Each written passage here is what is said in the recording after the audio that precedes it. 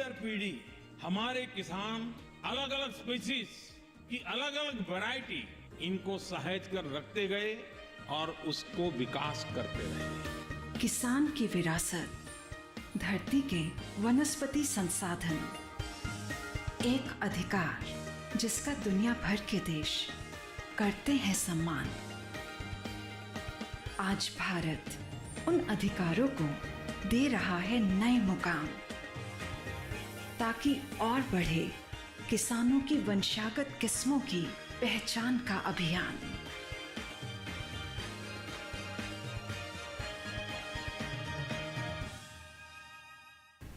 नमस्कार, स्वागत है आपका कृषि दर्शन में। आपके साथ मैं हूं अंजू सिंह। कृषि दर्शन आप किसानों का अपना मनपसंद कार्यक्रम, जिसमें हम खेती किसानी से संबंधित तमाम नई तकनीकों के बारे में आपको अवगत कराते हैं।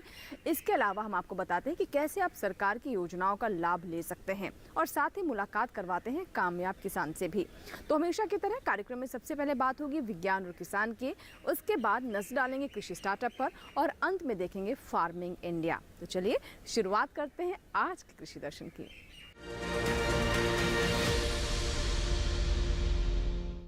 राजधानी दिल्ली में स्थित पूसा ग्राउंड में कृषि मेले का शुभ आरंभ हो चुका है। 3 दिवसीय इस मेले का अंतिम दिन शनिवार यानी कि 4 मार्च को होगा। तो आप भी यहां जाएं और जानें कृषि की नई तकनीकों के बारे में।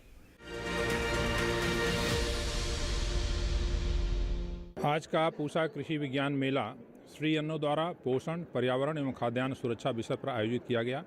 मेले का उद्घाटन माननीय केंद्रीय कृषि एवं किसान कल्याण मंत्री श्री नरेंद्र सिंह तोमर जी ने किया और इसमें विशेष रूप से हम लोग जितने मोटे अनाज हैं, जिसमें सावा, कोदो, कुटकी, ज्वार, बाजरा, रागी, इनकी महत्ता पोषण तत्व के हिसाब से और इसके साथ साथ जलवायु परख या जलवायु विपरीत होने के बाद ऐसी स्थिति में कम पानी में किस प्रकार से इनकी खेती की जा सकती है, इन सारी विषयों पर हम तकनीकी चर्चा करेंगे। इसके साथ ही साथ हम इस बात पर भी चर्चा करेंगे किस प्रकार से हम फार्म टू फोर्क, मतलब बीज उत्पादन से लेकर के किसान के द्वारा पैदा करना, उसको मंडी में ले जाना, मंडी में उचित मूल्य मिलना और इसके बाद मूल्य श्रृंखला का विकास किस प्रकार से हो कि जो मिलेट के द्वारा उत्पाद बने वो सब लोगों को पसंद आए, बच्चों से लेकर के बूढ़े तक, और इसका किस प्रकार से कृषि निर्यात बढ़ेगा, इन सारे विषयों पर हम चर्चा करेंगे। इसके साथ ही साथ पूसा बासमती धान की जो किस्में संस्थान के द्वारा विकसित की गई हैं, पूसा बासमती 1847,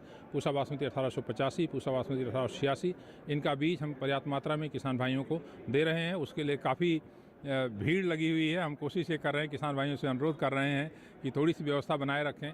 हमारे पास बीज पर्याप्त है और कोई आदमी खाली हाथ यहाँ से नहीं जाएगा। भारतीय कृषि अनुसंधान संस्थान की वार्षिक पूसा कृषि विज्ञान मेला 2023 में बहुत ही महत्वपूर्ण विषय पर रखा गया है, श्री अन्नों द्वारा पोषण, खाद्य एवं पर्यावरण सुरक्षा।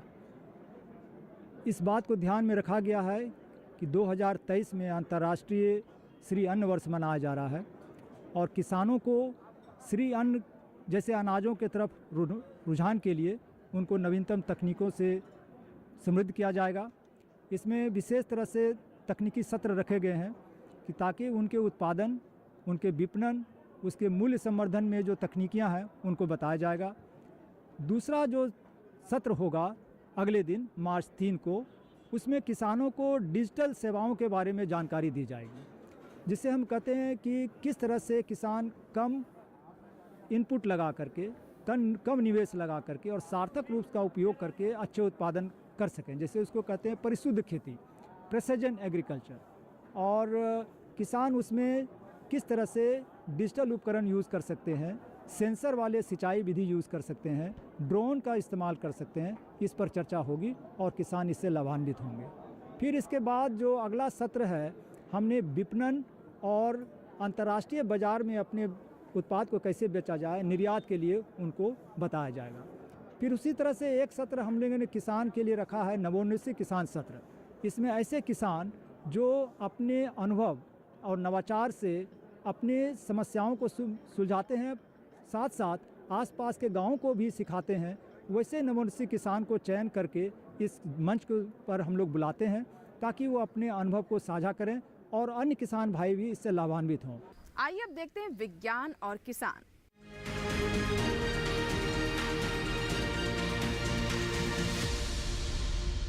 विज्ञान और किसान में आज हम आपको बताएंगे जैव उर्वरकों के महत्व के बारे में। जी हाँ, रसायनों के अंधाधुंध इस्तेमाल से हमारी धरती बीमार हो रही है। ऐसे में आज के समय में हमारे किसान समझ चुके हैं कि प्रकृति की ओर मुड़ना ही आज के समय की मांग है। इसीलिए जैव उर्वरक का बढ़ चढ़कर वो इस्तेमाल भी कर रहे हैं। कैसे इससे मिट्टी की गुणवत्ता बेहतर होती है और साथ ही साथ फसलों पर भी इसका सकारात्मक प्रभाव होता है, उनकी गुणवत्ता बेहतर होती है, आइए जानते हैं।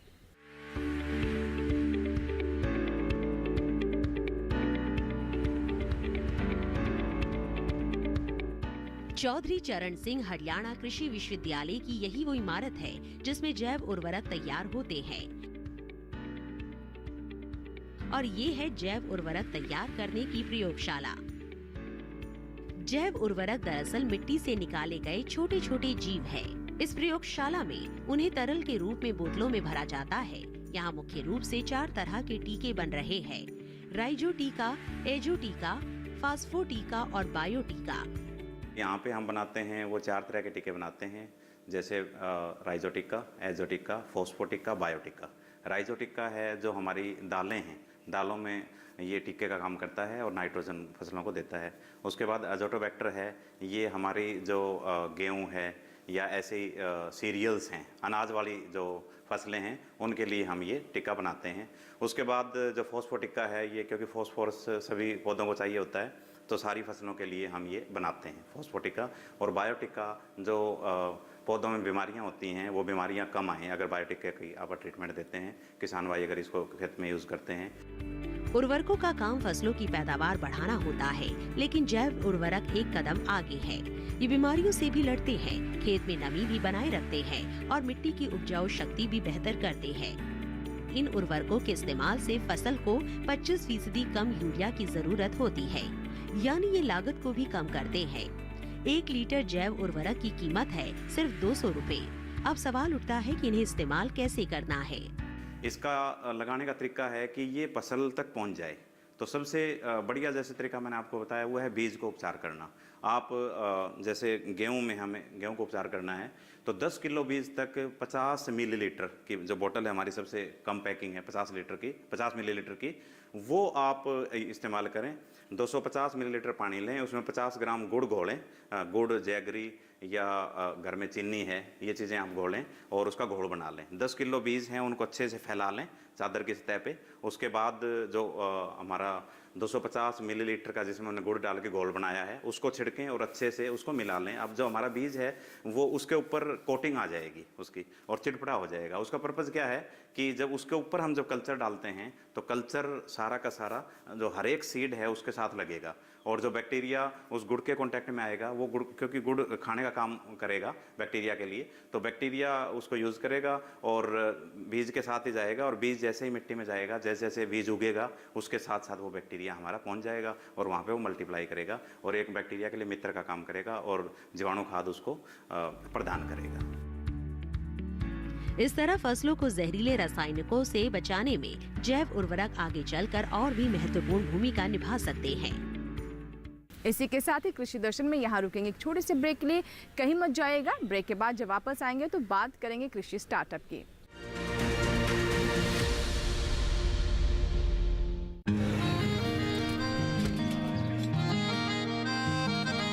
क्या बात है भाई, आजकल तो काफी खुश नजर आ रहे हो। क्यों ना हो, अब मैं ऑर्गेनिक खेती जो कर रहा हूँ ये पूरा प्राकृतिक है, ऑर्गेनिक है। इसमें हमारे खेत, हमारी फसल और हमारी जेब सब फायदे में होते हैं और इसमें लागत भी कम है। जी हाँ, आप भी ऑर्गेनिक खाद का प्रयोग करें, अपनी फसल और मिट्टी को तंदुरुस्त बनाएं और आपकी आमदनी में इजाफा करें। अधिक जानकारी के लिए किसान call centre toll free number 1800-180-1551 पर कॉल करें और लॉग ऑन करें kisan.gov.in और farmer.gov.in। कृषि और किसान कल्याण मंत्रालय द्वारा किसान हित में जारी।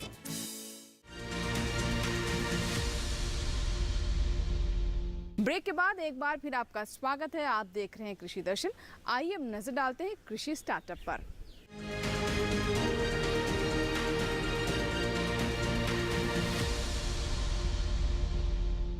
कृषि के क्षेत्र में अपार संभावनाएं हैं, बस ज़रूरत है सही दिशा की। इसीलिए इस कार्यक्रम के माध्यम से हम आप तक उन किसानों की कहानी पहुंचाते हैं जिन्होंने अपनी इच्छा, लगन और मेहनत के दम पर पहचान बनाई है और अन्य किसानों के लिए भी वो प्रेरणा बन रहे हैं। तो आइए देखते हैं कृषि स्टार्टअप में आज की ऐसी ही कहानी।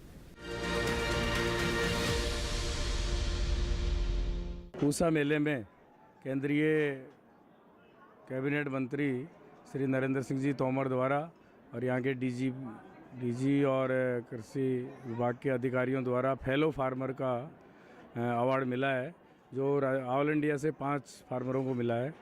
क्यों मिला है? क्योंकि मैं 45 एकड़ में जैविक खेती, एकीकृत खेती यानी पिगरी के अलावा सारा पशुपालन है, हॉर्टिकल्चर है, उसके अलावा औषधीय पौधे भी हैं और सबसे बड़ा है कि सरकार की जो योजनाएं हैं उन सब का मैं लाभ उठाते हुए, वैज्ञानिकों की बात मानते हुए मैं कार्य कर रहा हूँ। जयपुर में मैं 400 परिवारों का फैमिली फार्मर हूँ।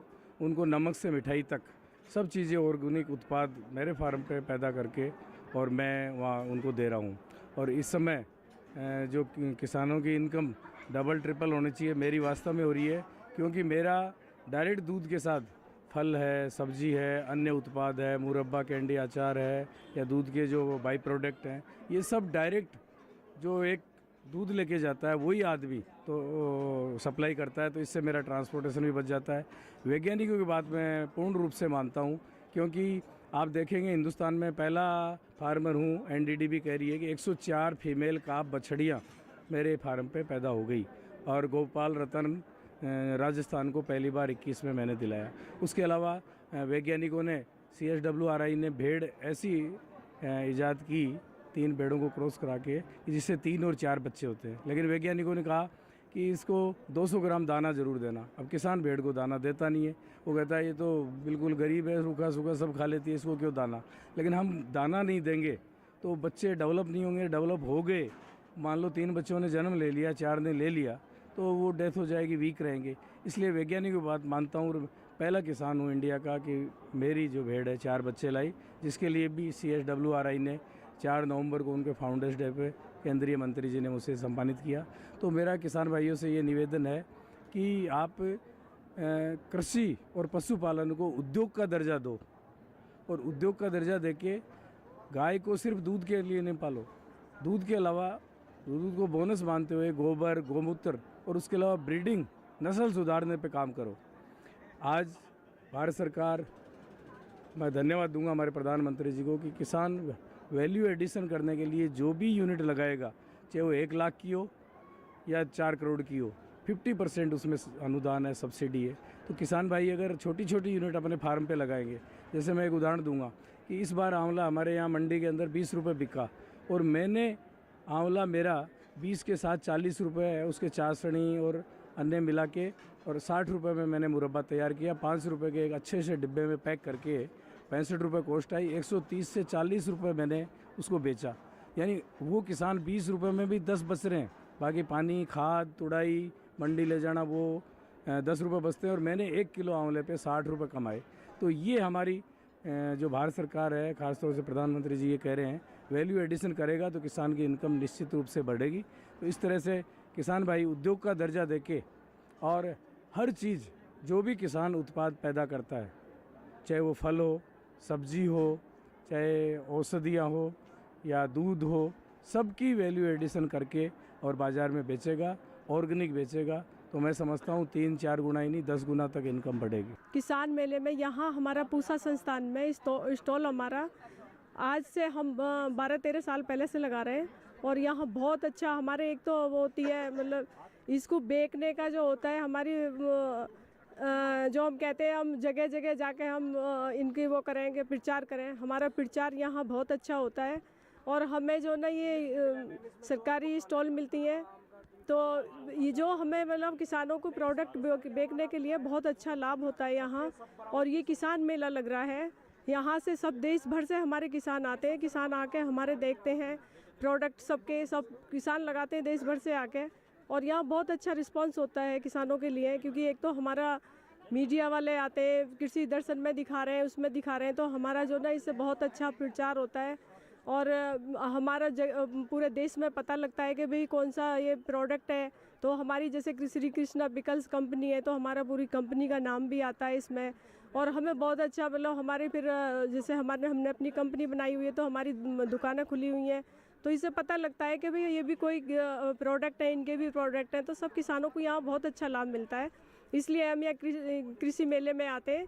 और पूसा संस्थान से हमने ट्रेनिंग मिली, यहाँ से ट्रेनिंग लेके नहीं हमने शुरू करा तो हमें इसका बहुत अच्छा लाभ मिला। जैसे हमारी सब्जियाँ खेत में सूख जाती थी, फिक जाती थी, तो वो आज हमें फेंकनी ना पड़ती और वो सब्जी हमारी सारी काम आती है अचार में। तो ये अचार बनाया हमने, जैसे हमारी जो ना ये अचार है, मुरब्बा है, जैम है, जेली है, सारे प्रोडक्ट बनाए, जूस बनाए इनके हमने। तो कोई भी सामान हमारा ख़राब होकर नहीं जाता, सारा काम आ जाता है हमारा, सब्जियां भी, फल भी। तो इसका बहुत अच्छा लाभ है और कोई भी मतलब इसको करना चाहे। आज हमारी बहनें मतलब पहले हमने शुरू करा, मैंने ट्रेनिंग ली, आज काफ़ी सारी बहनें हमारी कर रही हैं अचार मुरब्बे का काम। यहाँ काफ़ी सारी स्टॉल भी लगी हुई हैं जो मेरे से भी ट्रेनिंग ले लेके यहाँ शुरू करा काम और आज यहाँ बेच रही हैं। तो मेरे को बहुत अच्छा लगा कि मेरी तो दुकानें आज कम से कम थोक में भी माल जाता है, 10-12 मेरी अपनी भी दुकानें हैं।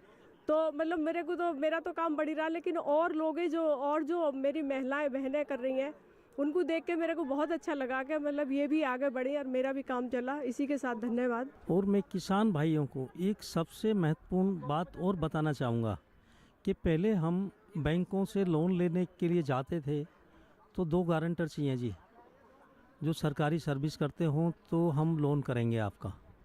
1 लाख रुपए के लोन के लिए भी 2 गारंटर मांगते थे बैंक। और अभी भारत सरकार ने ऐसा कर दिया साहब, 1 लाख से और 1 करोड़ तक का लोन बगैर सिक्योरिटी का, जो कोई भी लघु उद्योग या कोई अपना धंधा स्टार्ट करना चाहता है तो उसको बगैर गारंटी पे लोन मिलता है, बगैर सिक्योरिटी के, बगैर जमानत के। तो भारत सरकार ने ये बहुत अच्छा किया है। और दूसरा, हर ज़िले में कृषि विज्ञान केंद्र खोले हुए हैं, जो हमारे किसान भाई दूर दराज क्षेत्रों में रहते हैं और वो कुछ बनाना चाहते हैं तो जिस ज़िले में रहते हैं उस ज़िले के कृषि विज्ञान केंद्र से जो वो चाहें वो ट्रेनिंग उनको वहीं मिलेगा और कहीं उनको जाने की ज़रूरत नहीं है। पहले ये सुविधा नहीं थी, आज भारत सरकार ने, मोदी सरकार ने इतना अच्छा कदम उठाया है कि पहले हम 2 रुपये सैकड़े में बैंक प्राइवेट फाइनेंसर से फाइनेंस करा के और हम अपना काम करते थे। आज 2.5 करोड़ का लो, 5 करोड़ का लो, प्रोजेक्ट बनाओ और लोन मिल जाता है, और वो भी कम ब्याज दरों पे। तो मैं किसान भाइयों से ये संदेशा ज़रूर देना चाहूँगा, हमें कोई भी धंधा करना है तो हम बैंक में जाके, बहुत सारी स्कीम हैं जो भारत सरकार ने चला रखी हैं, उनकी जानकारी ज़रूर लें। तो ये था हमारा आज का कृषि स्टार्टअप। इसी के साथ ही कृषि दर्शन में यहाँ वक्त एक छोटी सी ब्रेक का। ब्रेक के बाद जब वापस आएंगे तो बात करेंगे फार्मिंग इंडिया की। कहीं मत जाइएगा, देखते रहें कृषि दर्शन।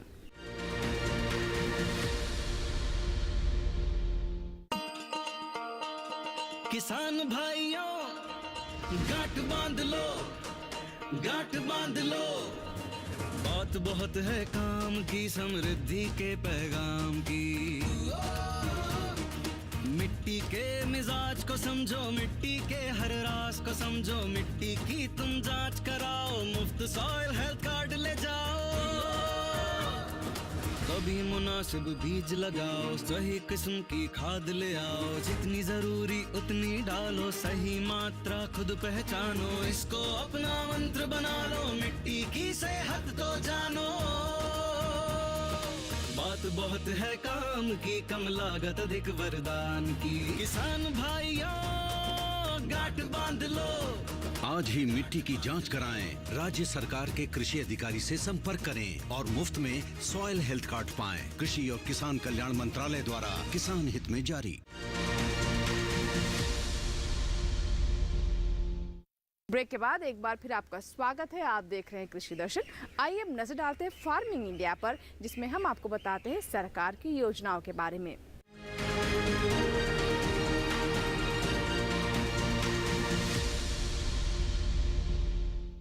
फार्मिंग इंडिया में आज हम आपको बताएंगे किसान क्रेडिट कार्ड के बारे में, जो कि किसानों के लिए किसी सच्चे दोस्त से कम नहीं है। खेती किसानी में कृषि क्रियाओं में कई बार किसानों को धन की आवश्यकता होती है और ये आवश्यकता वो किसान क्रेडिट कार्ड से पूरा कर पाते हैं बिना किसी साहूकार के पास जाए, बेहद ही कम दरों पर। तो कैसे बनवा सकते हैं आप किसान क्रेडिट कार्ड और क्या क्या इसके लाभ हैं, आइए जानते हैं।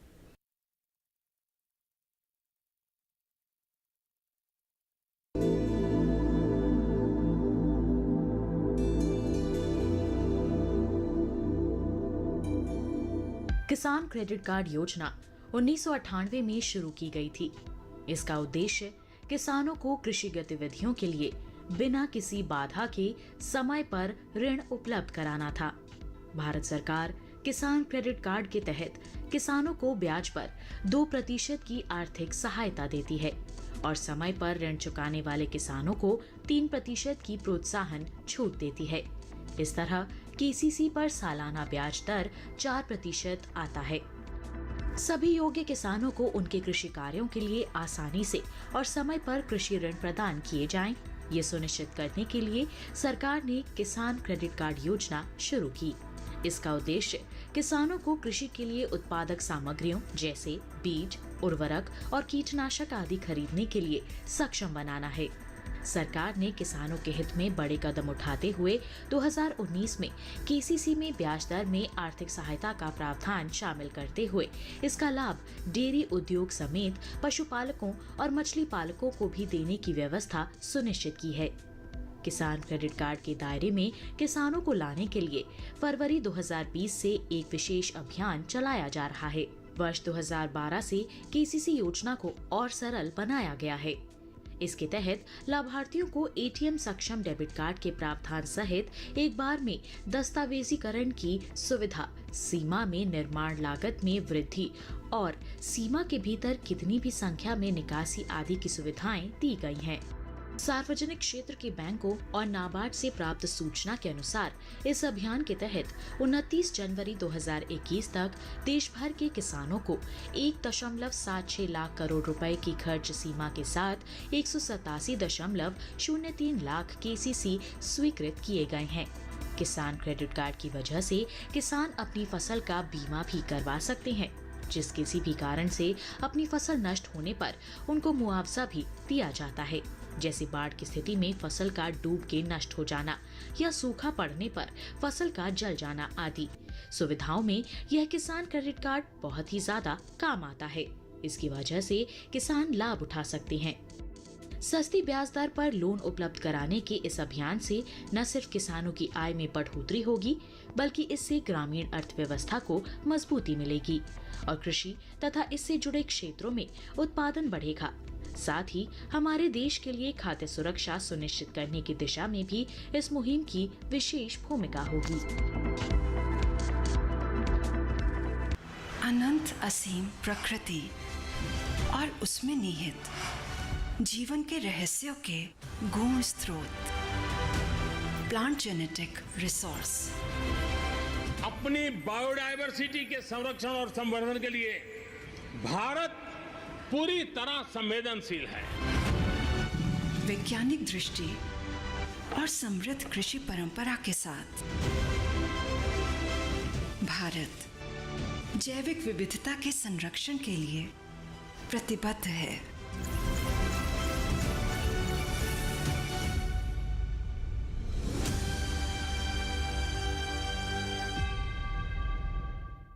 तो ये था हमारा आज का कृषि दर्शन। आशा करते हैं कि आज के कार्यक्रम में जो जानकारियां हमने आप तक पहुंचाई हैं वो ज़रूर आपके लिए लाभकारी साबित होंगी। अगर आपके कोई सुझाव हैं तो आप हमें ईमेल कर सकते हैं, हमें पत्र भी लिख सकते हैं। हमारा ईमेल आईडी है krishidarshan@gmail.com। हमारा पता भी नोट कर लें, कृषि दर्शन, कमरा नंबर 58, CPC, दूरदर्शन, खेलगांव, नई दिल्ली 110049। आपकी ईमेल्स और आपके पत्रों का हमें इंतज़ार रहता है। इसी के साथ ही चलते चलते आपको ये भी बता दें कि आप हमारा ये कार्यक्रम हमारे YouTube चैनल पर भी देख सकते हैं। इसके लिए करना बस आपको ये है कि टेलीविज़न स्क्रीन पर दिखाए जा रहे इस QR कोड को स्कैन करें और YouTube चैनल पर भी देखें कृषि दर्शन। यहाँ लेंगे आपसे इजाज़त। कृषि दर्शन के नए अंक में नई जानकारियों के साथ फिर होगी आपसे मुलाकात। तब तक आप बने रहें दूरदर्शन किसान के साथ। नमस्कार।